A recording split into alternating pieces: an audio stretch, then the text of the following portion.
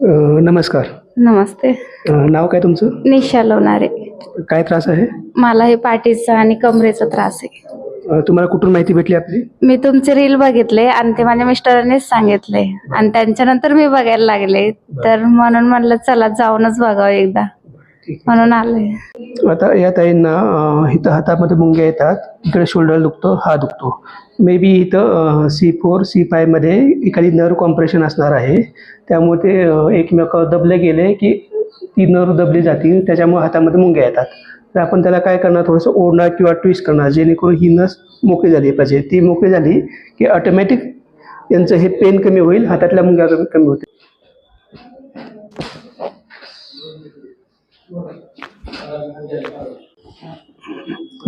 लहान श्वास घ्या, सोडा.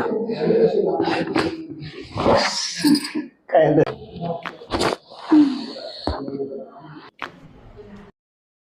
Loose loose.